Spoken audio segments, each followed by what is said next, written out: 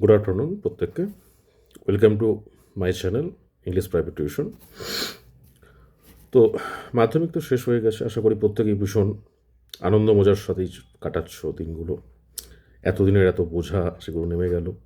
অবশ্য আনন্দের বহিঃপ্রকাশ কিছু কিছু জায়গায় এতটাই দেখা গেছে যে বইয়ের পাতাগুলো ছিঁড়ে কুচিয়ে ফেলে দিয়ে পরীক্ষা শেষ মানে রাজ্য জয় করে ফেলেছি হয়তো বাস সেই রকম কিছু ছাত্রছাত্রীদের নমুনা দেখা গেছে, বা কিছু কিছু জনের অগ্রিম হোলি খেলার এক সংগ্রাম আমরা দেখলাম।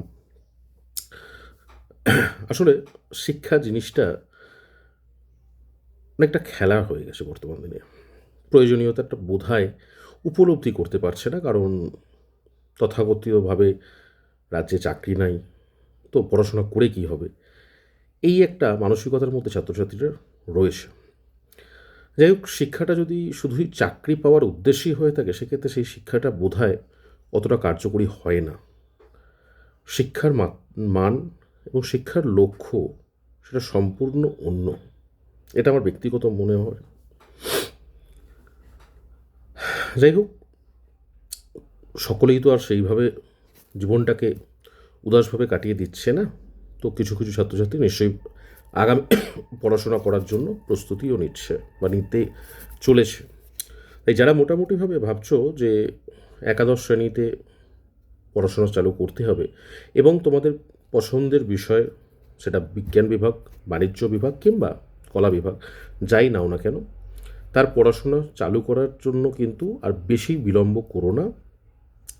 যতটা শীঘ্র সম্ভব, মানে আমি সাজেস্ট করব মার্চ মাস থেকে তোমরা যে যে বিভাগে পড়াশোনা করার চিন্তাভাবনা করেছো সেই বিভাগ অনুযায়ী পড়াশোনাটা শুরু করো। কারণ একাদশে ভীষণ চাপ থাকবে তোমাদের উপর, যেহেতু সেমিস্টার সিস্টেম। তো তোমরা যদি রেজাল্ট বেরোনোর অপেক্ষা করতে থাকো সেক্ষেত্রে কিন্তু হাতের সময়টা অত্যন্ত সীমিত হয়ে যাবে, যেটা স্কুলের পক্ষেও কোনোভাবে সম্ভব না সিলেবাস শেষ করা, বা তোমরা যেখানে টিউশন পড়ো সেখানেও সম্ভব হবে না। তাই যতটা আগে সম্ভব শুরু করে দিতে পারলে তোমাদের পক্ষে সুবিধা হবে। তো আমাদের অফলাইন ক্লাস শুরু হচ্ছে আগামী মার্চ মাসের 1 তারিখ থেকে। তো যারা যারা ইচ্ছুক ইংলিশ ক্লাস জয়েন করতে তারা অতি সত্বর যোগাযোগ করতে পারো। ধন্যবাদ। বাকি কথা পরবর্তী ভিডিওতে।